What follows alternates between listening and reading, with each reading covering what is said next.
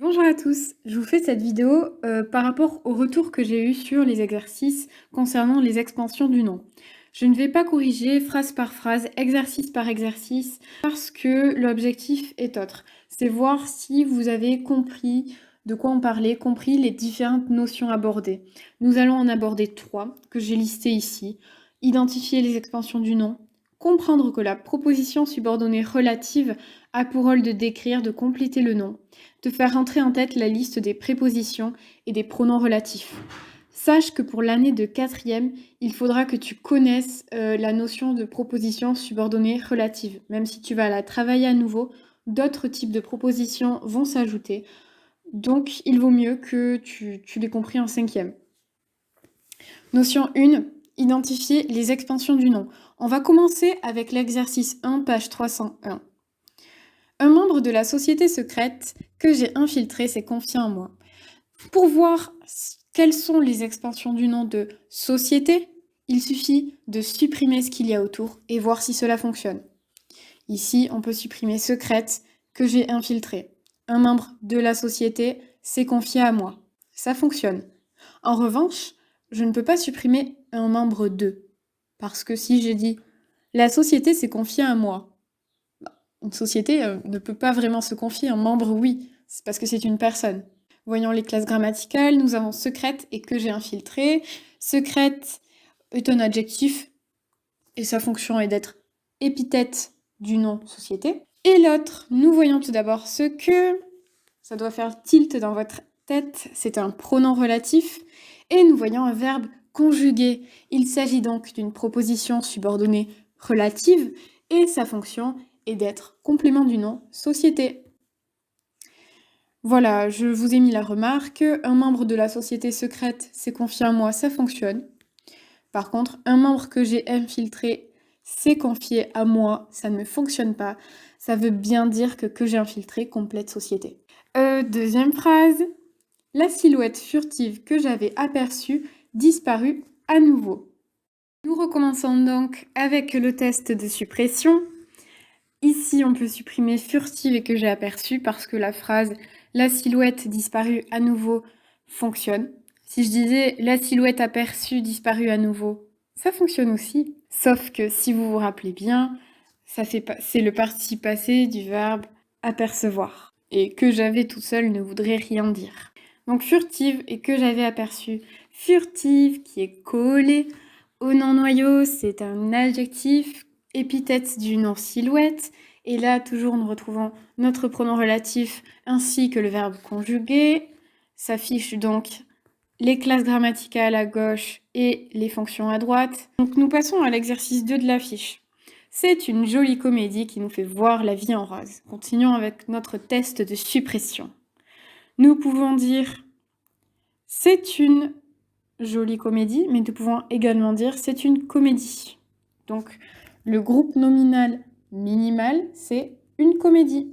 Nous avons deux expansions du nom, jolie et qui nous fait voir la vie en rose. Remarquez, nous avons dans un groupe nominal un autre groupe nominal et c'est ce qui arrive très très souvent. Alors je ne veux pas vous perdre, mais sachez qu'on peut trouver dans des groupes nominaux, dans des groupes nominaux, dans des groupes nominaux. Un peu comme cette image, vous voyez, à l'infini, sauf que ça serait très compliqué de faire des groupes nominaux à l'infini. Voilà, c'était un petit aparté. Donc nous avons l'adjectif qui a pour fonction d'être épithète du nom comédie parce qu'il est collé au nom noyau et qui nous fait voir la vie en rose. On voit le pronom relatif, le verbe conjugué. C'est donc une proposition subordonnée relative qui est complément du nom comédie. Toujours pour la première notion, le père de Léa a une petite maison qui ressemble à celle des hobbits. Là, nous avons deux groupes nominaux à analyser. Tout d'abord, le père de Léa. De Léa, c'est un groupe prépositionnel parce que ça commence par une préposition qui est ici de, et son rôle, c'est d'être complément du nom père, tout simplement. De Léa complète le nom père. Et une petite maison qui ressemble à celle des hobbits, petite, première expansion du nom qui est adjectif, épithète du nom maison, et le deuxième, c'est qui ressemble à celle des hobbits.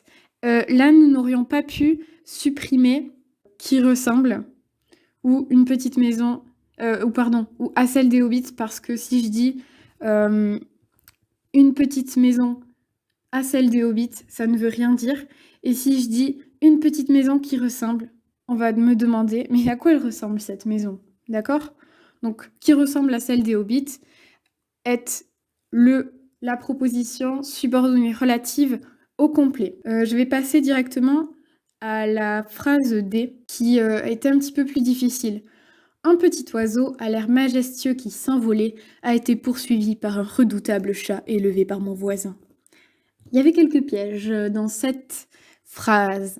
Commençons par le premier groupe nominal. Un petit oiseau à l'air majestueux qui s'envolait. Eh bien, test de suppression. Je peux dire un petit oiseau qui s'envolait. Je peux dire un petit oiseau à l'air majestueux. Ça veut dire qu'ici, nous avons 3 expansions du nom. Petit, à l'air majestueux, qui s'envolait. Deuxième groupe nominal. Un redoutable chat élevé par mon voisin. Ici, il y avait un gros piège. Effectivement, nous ne l'avons pas travaillé en classe, mais peut-être auriez-vous pu le trouver en faisant les tests. Parce que, on ne peut pas dire un redoutable chat par mon voisin. Ça veut donc dire que élevé est lié à par mon voisin. C'est mon voisin qui l'a élevé. Donc, élevé par mon voisin, ça fonctionne ensemble. Et en fait, un groupe de mots qui commence par un adjectif, vous pouvez le deviner, on appelle ça un groupe adjectival. Voilà, donc je vous mets la définition. Notion 2, comprendre le rôle de la proposition subordonnée relative. Commentaire, ce qui est étrange, c'est la syntaxe de cette extension du nom. En effet, pour décrire un nom, pourquoi on n'utiliserait pas seulement des adjectifs? Pourquoi on bataille avec cette construction étrange qui a un pronom relatif plus un verbe conjugué, etc. Eh bien, c'est l'histoire de la langue française, mais vous verrez que finalement, ces propositions subordonnées relatives ont leur utilité. C'est ce que nous montre l'exercice page 301 numéro 6. Le comte voulait devenir un séducteur qui pourrait conquérir maintes femmes. Là, si vous m'écrivez ça en écrit d'invention, je vous dirai répétition. Comment contourner cette répétition? Eh bien, on utilise une proposition subordonnée relative. Le comte voulait devenir un séducteur qui pourrait conquérir maintes femmes.